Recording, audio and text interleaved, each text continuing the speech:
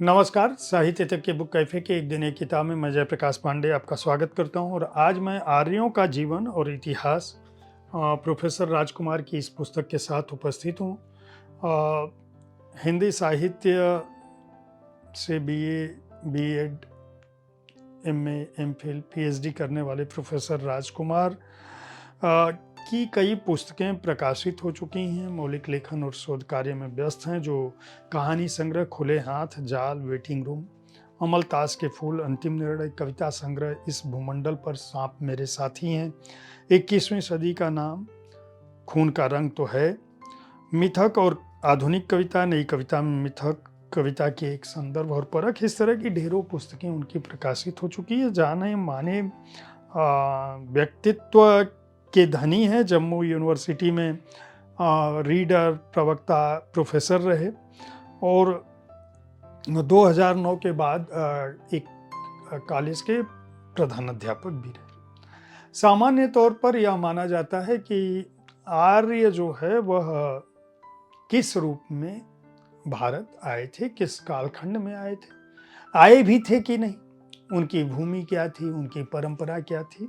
यह पुस्तक आर्यों के उसी जीवन और इतिहास की बात करती है, लेकिन तथ्यात्मक रूप से अपनी बात कहते हैं, कथा के रूप में न कह के बल्कि इतिहास के रूप में प्रोफेसर राजकुमार उस समूचे कालखंड को रखने की कोशिश करते हैं। और यहाँ वो शुरुआत करते हैं। यह पहली ऐसी पुस्तक है जो इतिहास की शुरुआत भाषा से करती है। प्रोफेसर राजकुमार कहते हैं कि दरअसल आर्यों के इतिहास को जानने के लिए हमें उनकी भाषा को जानना पड़ेगा, जिस भाषा का उपयोग वो आज भी करते हैं। आखिर आज आर्य कौन है? यह दावा बहुत सारे लोगों का है। चीन के मूल निवासी कौन थे, भारत के मूल निवासी कौन थे, द्रविड़ कौन थे, आर्य कौन थे, आर्य संस्कृति क्या थी, द्रविड़ भाषाएं क्या हैं। वो कहते हैं कि जब आपको किसी इतिहास को जानना है तो आपको भाषा में पैठ बनानी पड़ेगी, और इसलिए वो शुरुआत करते हैं भारोपीय भाषा परिवार से। और भारोपीय भाषा परिवार में वो कहते हैं कि जो भारत और ईरानी भाषा भाषी हैं, वहां से हमको यह देखने की समझ मिलती है कि जो भाषा भाषी जाति है, उनका जो मूल स्थान है वह निश्चित रूप से उस समय के साहित्य, भूगोल, जलवायु विज्ञान, ज्योतिष, पुरातत्व, मानव विज्ञान आदि शाखाओं को लेकर जो कुछ लिखा गया है, रचा गया है, उनसे प्राप्त होता है। और यह बताता है कि इनका मूल स्थान जो है अलग अलग लोगों ने अलग अलग माना है। हित्ती भाषा के जो अभिलेख हैं वो इस बात की पुष्टि करते हैं कि इटालियन इस भाषा का मूल स्थान जो है एशिया माइनर का पठार रहा होगा। हिमयुग का सिद्धांत जो है वह ऋग्वेद की ऋचाओं के सहारे इनका मूल स्थान उत्तरी ध्रुव को मानता है। कुछ लोग मानते हैं कि बाल्कन झील के पास इनका मूल स्थान होगा। कुछ लोगों का मानना है कि इनका मूल स्थान यूरोप में होगा। कुछ लोग मानते हैं कि बाल्टिक के किनारे आर्य रहे होंगे। कुछ लोग वोल्गा नदी के किनारे मानते हैं। यूनानी पौराणिक कथाएं जर्मनी को मूल मानती हैं, लेकिन जो भारोपीय भाषाओं का भारोपीय हित्ती परिवार है, जो मूल भाषा है, वह संस्कृत के निकट नहीं बल्कि लिथुआनियन के निकट है, हित्ती के निकट है। और इसलिए वो मानते हैं कि भारोपीय भाषा और हित्ती का मूल आधार, कुछ लोग ये मानते हैं कि दोनों का मूल आधार एक है। भारोपीय भाषा से वो शुरू करते हैं और भारत ईरानी भाषा भाषी, भारत हित्ती भाषी, इनके साथ आगे बढ़ते हैं। हित्ती और संस्कृत की तुलना करते हैं, भारत और ईरानी आर्य भाषा की तुलना करते हैं, और फिर बताते हैं कि भारत में आर्यों का प्रवेश दरअसल उसी कालखंड में हुआ था, और वे बाकायदा ईरानियों के देवता, उनकी बोलियां जो प्राचीन फारसी और तथा अवेस्ता है उसकी बात करते हैं, अवेस्ता की बात करते हैं। अवेस्ता प्राचीन फारसी से अधिक पुरानी भाषा है। और वो बताते हैं कि आर्य जो है संभवतः मनु के नेतृत्व वाला भारत ईरानी भाषी वाला दल हित्तियों के साथ पश्चिमोत्तर भारत पाकिस्तान यानी स्वात घाटी से गिलगित तक तब तक आ चुका था। और इसी शाखा के बाद आंगिरस बृहस्पति के नेतृत्व में हित्ती आक्रामकारियों ने अपने उपास्य इंद्र, मित्र, वरुण, अश्वनीदय के साथ कुंभल, कुर्मू, स्वात, गज घाटी को अशांत कर दिया। यानी आर्य भी एक तरह से आक्रांता बनकर आए थे लगभग 1800 ईसा पूर्व के आसपास। और उन्होंने इंद्र उपासकारियों ने पश्चिमोत्तर से भारत के भूभाग में प्रवेश किया था और वहां उनकी अगवानी हिरात के मरुतों ने की थी, वाल्मीकियों ने की थी, महावृषों ने की थी और फिर मनु के नेतृत्व में ये आगे बढ़ते चले गए। फिर वो बोलते हैं कि यहाँ इनका लिपिबद्ध साहित्य कैसे बना, आर्य लिपि क्या है, असुरी लिपि क्या है।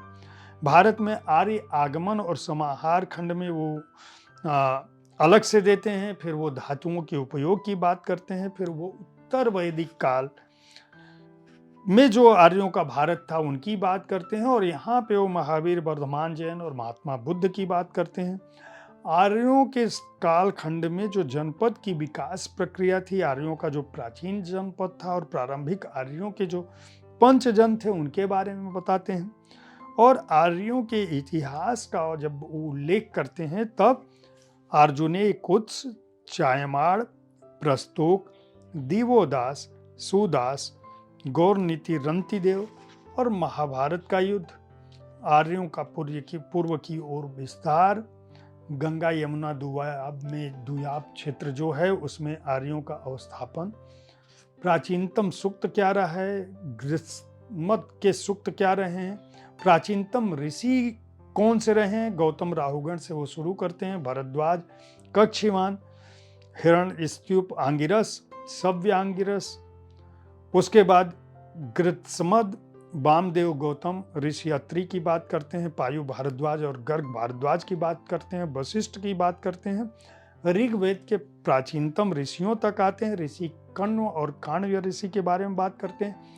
ऋग्वेद के 10वें मंडल के ऋषि कौन से हैं उनकी बात करते हैं। प्रथम मंडल के प्रथम अध्याय, द्वितीय अध्याय के ऋषियों के सूक्त, उसके अलावा पंचम मंडल, खष्ट मंडल, 7वें मंडल, 8वें मंडल और 9वें मंडल की विषय वस्तु से लेकर जो ऋषियों का कुल है उनकी बात करते हैं। और ऋग्वेद के 10वें मंडल के सूक्तों का जो इतिहासगत विषय वस्तु है उसके आधार पर यह प्रमाणित करने की कोशिश करते हैं कि दरअसल आर्य जो है वह वेदों में भी उनका उल्लेख है। ऋग्वेद में भृगु, अंगिरा, अत्रि को सहजात सर्वोत्तर भ्राता का है और यही आर्य भारत में लंबे समय तक हैं और इन्होंने ही एक तरह से वैदिक कालखंड की रचना की है।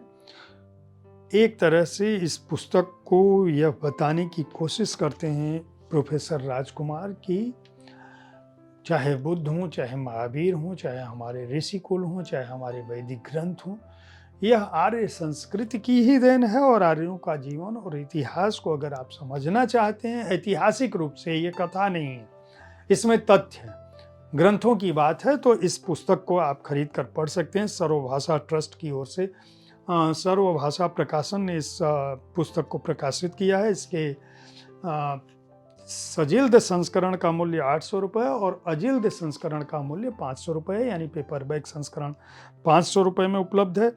पृष्ठ संख्या है 203। अगर आप शोधार्थी हैं, भारतीय इतिहास और समाज में रुचि रखते हैं, भारत के इतिहास और प्राचीनता में रुचि रखते हैं, उसके पौराणिक कालखंड में और ऐतिहासिक ग्रंथों, पौराणिक ग्रंथों में रुचि रखते हैं, ऋषियों के बारे में जानना चाहते हैं, तो आर्यों का जीवन और इतिहास खरीद कर पढ़ सकते हैं। उम्मीद है साहित्य तक का यह एपिसोड आपको पसंद आया होगा। इस कार्यक्रम में आप किस तरह की पुस्तकों की चर्चा चाहते हैं उसके बारे में अपनी राय से हमें जरूर अवगत कराएं। हमारी कोशिश होती है कि विविध विधाओं की पुस्तकों के साथ आपके पास मैं हर दिन पहुंचूं, ताकि आपको अपनी पसंद की पुस्तक चुनने में आसानी हो। कल ठीक इसी समय ऐसी ही किसी एक कृति के साथ फिर मिलूंगा। देखते रहिए साहित्य तक। धन्यवाद।